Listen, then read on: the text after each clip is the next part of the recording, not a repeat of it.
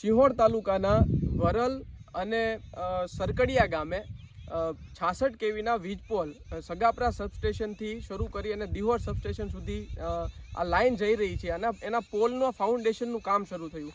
આ વિસ્તારના ખેડૂતોની સતત ફરિયાદો મળી રહી હતી એટલે હું અને અશોકભાઈ મામસી અમે બંને આજે આ વિસ્તારની મુલાકાતે આવ્યા ત્યારે જાણવા મળ્યું કે આ વિસ્તારના સરકારી જમીનોમાં અને ખેડૂત ખાતેદારોની જમીનોમાં એમને પ્રાયર નોટિસ આપ્યા વગર પોલના ફાઉન્ડેશન ઊભા કરી દેવામાં આવ્યા છે. આ બાબતે બધા ખેડૂતોને સાથે બેસાડી બધાને મળી અને જ્યારે કોન્ટ્રાક્ટર અને કંપનીના અધિકારી સાથે જેઈ સાથે વાત કરી, સ્પીકરમાં વિડીયોથી વાત કરી છે અને એમણે એવું જણાવ્યું છે કે આ બાબતે અમારે કોઈને નોટિસ આપવાની થતી નહોતી, જનસુનાવણી કરવાની નહોતી, એટલે એમને કાયદા કાનૂન શું છે એમના માટે અમે માહિતગાર કર્યા છે.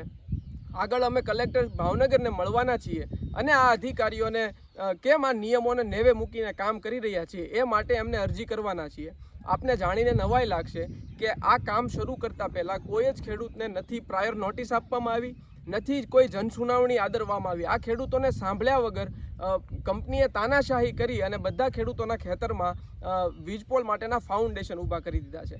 પણ હવે આ કંપનીઓ અને મીડિયાના માધ્યમથી અમે જણાવવા માગીએ છીએ કે આખી એક સબસ્ટેશનથી બીજી સબસ્ટેશન જે લાઇન જઈ રહી છે, જીતુભાઈ વાઘાણીએ જે પ્રેસ કોન્ફરન્સ કરી હતી એ એક્ઝિક્યુટિવ એન્જિનિયર અમરેલી આ પ્રેસ કોન્ફરન્સ નથી સાંભળી. એમણે કીધું હતું MRC કમિટી થાય, વળતર ચૂકવાય, ભાવો નક્કી થાય અને પછી કામ કરવાના છે. પણ આ લોકો તો જાણે પોતાનું ગુજરાત હોય, પોતાનો ભાવનગર જિલ્લો હોય એવી રીતે મનમાની રીતે કામ કરવા માંડ્યા છે. ત્યારે હું અને અશોકભાઈ આજે અમે આ જે વિસ્તાર છે એની મુલાકાત લીધી છે અને આવનાર સમયમાં અમારા ખેડૂત સમિતિના જે આગેવાનો છે એમને સાથે રાખીને આ લડત લડવાના છીએ.